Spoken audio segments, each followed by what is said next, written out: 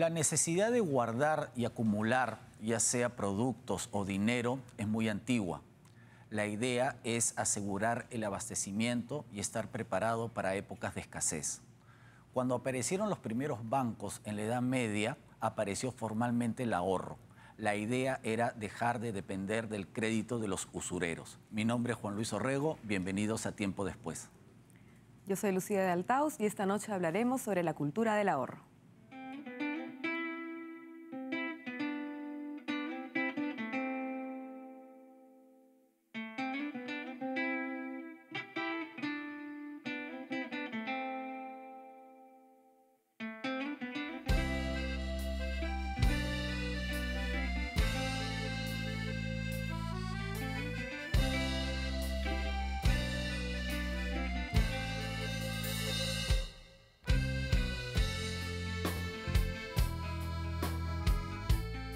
Bienvenidos a Tiempo Después. Hoy día vamos a conversar sobre la cultura del ahorro.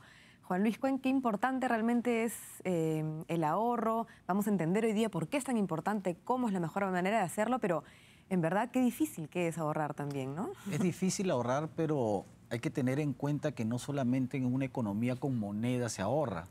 Por ejemplo, los incas, no tenían una economía monetaria, una economía de mercado, pero tenían sus depósitos, sus colcas, en los cuales pues acumulaban alimentos, tejidos, coca, muyu para todos sus rituales, ¿no? Así es, en diversas maneras. Sí. Bueno, esta noche nos acompañan dos grandes invitados. Me toca presentar a Melvin Escudero.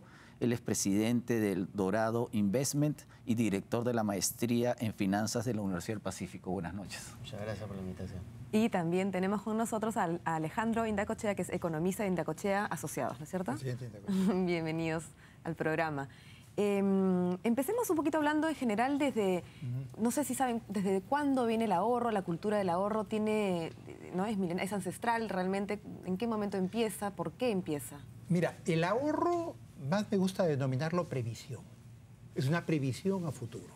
Esto ha sido históricamente, ¿no? Fue la época cuando habían las sequías, la abundancia momentánea, y después venían desde la historia pues, de las 7 plagas de Egipto, ¿no? Que vinieron. Esto ha ido cambiando en el tiempo, ha ido evolucionando, ha ido transitando, va transcurriendo, digamos, el tiempo. La etapa de la vida en la cual se encuentra también la persona. Porque una persona joven, una persona de la edad productiva, no ahorra en la misma forma que una persona que ya está en la tercera edad. Así es. Entonces, el ahorro hay que ubicarlo dentro de ese contexto. Es una sección bastante amplia. También tiene una connotación cultural, ¿no? El ahorro se considera un valor, es una virtud, ¿no? Contrario al exceso de consumo, por ejemplo, ¿no?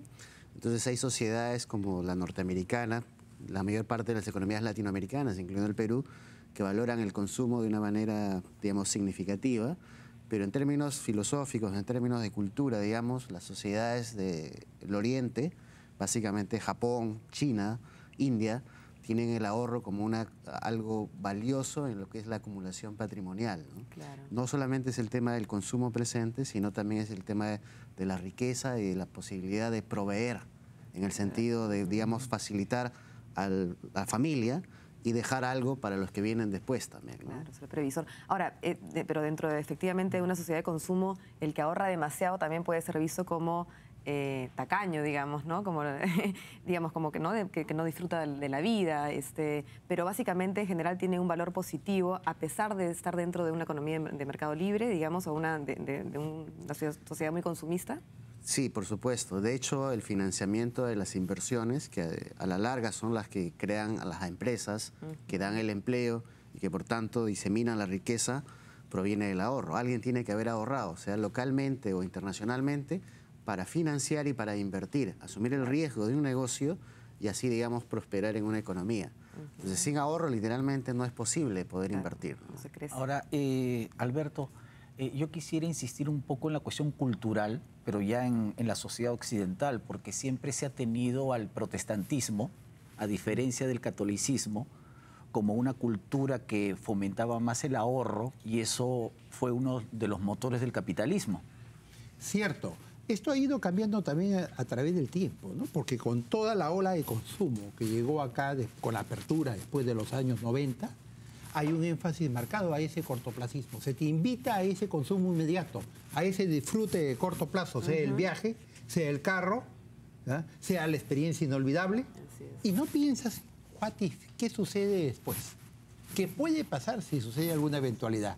Esto no va a durar permanentemente. Entonces, uno de los retos es cómo introducir esa cultura, yo diría, de previsión y de responsabilidad en nuestra sociedad. Y hay toda una arremetida pues, cultural, una arremetida publicitaria, ¿no?, que va en dirección contraria, ¿no? Así es, complicado realmente ahorrar frente a tanta demanda, frente a una cultura en la cual en verdad se valora mucho por lo que tienes, ¿no? Eres por lo que tienes, digamos, ¿no? Frente a eso es complicado ahorrar, las presiones sociales, los adolescentes también les es complicado, digamos, pensar en eso que en el futuro. Realmente es complicado y es un buen reto. Y, digamos, ¿cómo se puede manejar? ¿Cuál podría ser un poquito el mensaje, ¿no? Más allá de la previsión, digamos, de lo importante del ahorro? Estamos en una economía de mercado que se ha globalizado y el individualismo dentro de esta economía es la tendencia usual y es el patrón que está guiando, digamos, las decisiones de las personas. Sin embargo, ese individualismo que es exacerbado por la publicidad, por el consumismo, por el vivir el momento, también tiene una contraparte que está en el sentido de la responsabilidad. Y ahí es donde viene lo que se conoce como la teoría del ciclo de vida, que es, digamos, una rama incluso dentro de la ciencia económica que recomienda cuáles son los pasos para tener, digamos, un equilibrio entre el consumo, el ahorro y la inversión, tanto personal como a nivel de sociedad.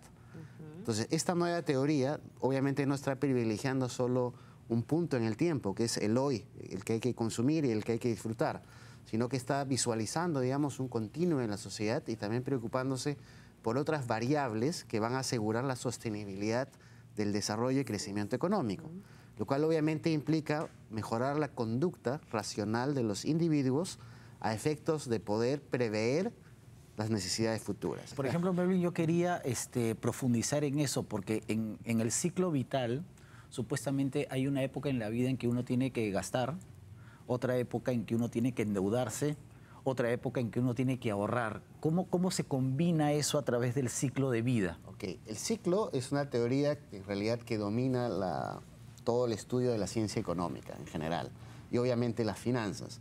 Primero se habla de ciclos económicos, ¿no? Hay economías que pasan por auge, pero esa situación no se mantiene en el tiempo. Claro. De hecho, cada cierto tiempo vienen recesiones y hay depresiones en la economía. Y eso obviamente genera que incluso el país tiene que ahorrar. Porque cuando vienen estos ciclos negativos, de algún lado se tienen que sacar recursos para solventar inversión en infraestructura, en educación, etc. Esa misma lógica se traslada también a las personas individualmente. Entonces, sus necesidades, por ejemplo, cuando se es niño o estudiante, son muy diferentes a las necesidades cuando uno ya entra a la etapa de la vejez y va por la jubilación. Entonces, en la etapa inicial, prácticamente una persona, en su niñez y su educación, digamos, secundaria, universitaria, depende del financiamiento de terceros. Claro. Usualmente son los padres, pero también pueden ser becas, pueden ser préstamos. Pero alguien, digamos, está financiando ese estudio. Posteriormente, cuando ya se empieza a trabajar y viene la época del matrimonio, se va a tener que financiar casa, se va a tener que financiar auto. Entonces las necesidades van cambiando conforme... o las vacaciones, después vienen los chicos, los colegios, las universidades, ¿no?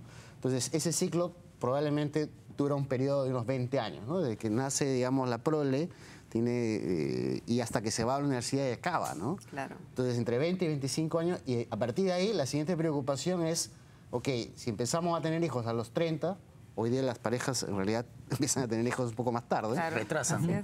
Incluso a los 40, entonces cuando se acaban y se van los hijos, entra la preocupación, porque ya estamos cerca de los 60 años. Y ¿Cómo va a ser mi jubilación? ¿Cómo va a ser mi jubilación? ¿No? ¿Cómo lo voy a financiar?